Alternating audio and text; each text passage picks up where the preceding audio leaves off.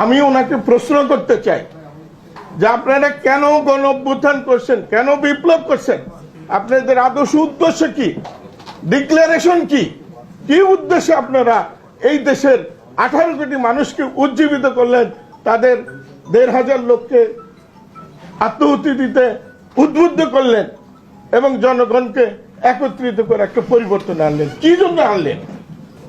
সেটা কি আপনার কোন লিখিত কোন লিপিবদ্ধ আছে কি না? যদি না থাকে অলিখিত কি আছে? এখন আপনাদের এই যে নেতা যারা, এদের মধ্যে কেউ ছাত্রলীগ ব্যাকগ্রাউন্ড, কেউ ছাত্র শিবির ব্যাকগ্রাউন্ড, কেউ ছাত্র দল ব্যাকগ্রাউন্ড, আপনি নিজের মুখেই বললেন যে নাস্তিক ব্যাকগ্রাউন্ডও আছে, খ্রিস্টান ব্যাকগ্রাউন্ডও আছে। তাহলে এই রাষ্ট্রের কি পরিবর্তন আপনারা চান? আমি বলবো যে এই বিপ্লবের পিছনে যদি ভারত এবং আমেরিকার হস্তক্ষেপ থেকে থাকে, এই বিপ্লব ব্যর্থ হতে বাধ্য। আল্লাহ নিজেই এটাকে ব্যর্থ করে দিবেন। এই বিপ্লব সফল হওয়ার জন্য প্রয়োজন হলো আল্লাহর সাহায্য। এই আল্লাহর সাহায্য নেওয়ার জন্য একদম লোক আপনাদের নিয়োজিত করতে হবে। আপনাদের পিছনে আধ্যাত্মিক শক্তি লাগবে। এখানে 92% লোক মুসলমান, সেখানে আপনাদের সত্য এক হতে হবে।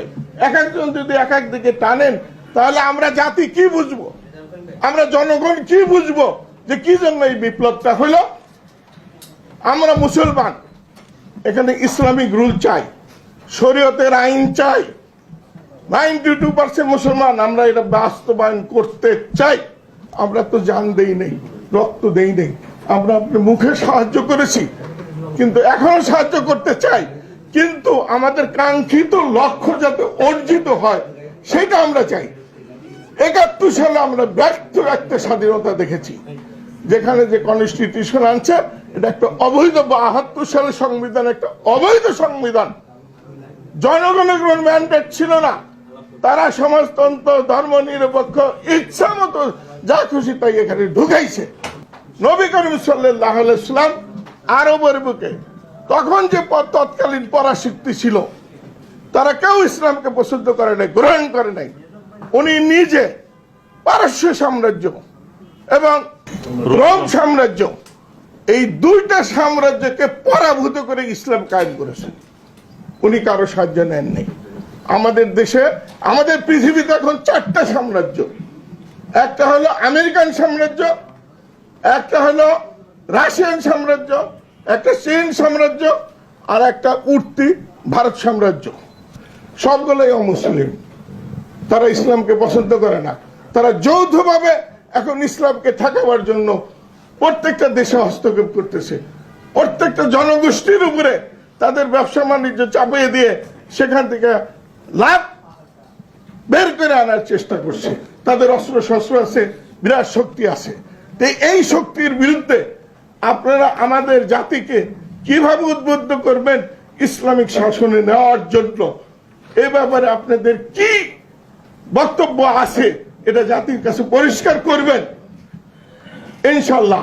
তবে আমি বলবো যে রাসূল সাল্লাল্লাহু আলাইহি ওয়াসাল্লামের যে মূল মন্ত্র ছিল, যেভাবে উনি পারস্য সাম্রাজ্য এবং বিশ্বের রোম সাম্রাজ্যকে পরাভূত করেছিলেন, সেই দিকে আমাদের যাইতে হবে।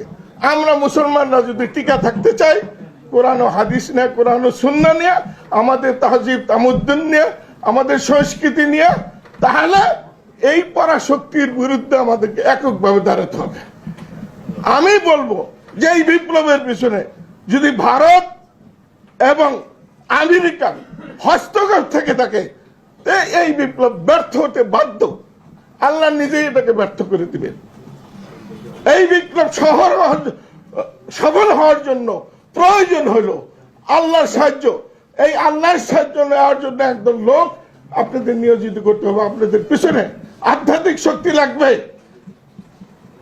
না হলে আপনি এই পরাশক্তিগুলোকে পরাভূত করে এখানে একটা নিজস্ব স্বতন্ত্র জীবন ব্যবস্থা কাঠামো কায়েম করতে পারবেন না।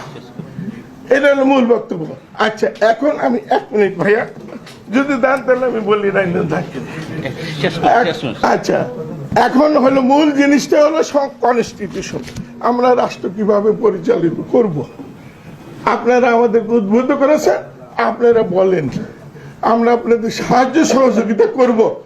আমরা তো জান দেই নেই, রক্ত দেই নেই, আমরা আপনার মুখে সাহায্য করেছি, কিন্তু এখনো সাহায্য করতে চাই।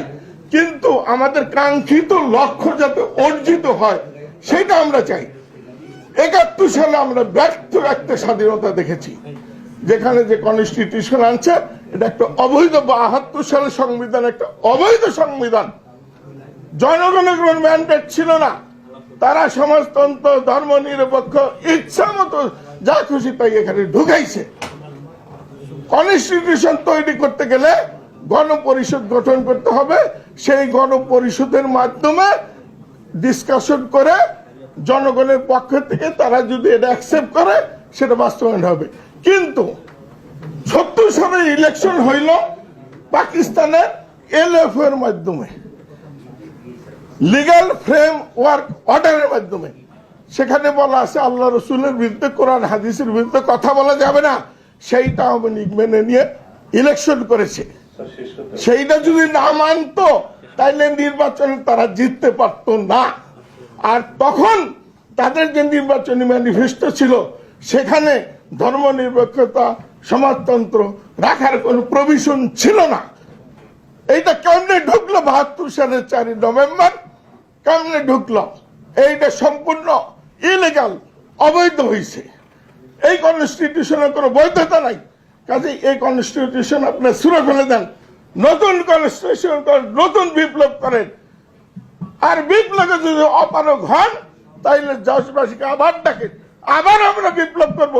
ডিক্লারেশন থাকবে বিপ্লবের মধ্যে, যে বিপ্লবের মাধ্যমে আমরা এই জিনিস অর্জিত করতে চাই, বিপ্লব হওয়ার পরে এগুলো বাস্তবায়ন করবো।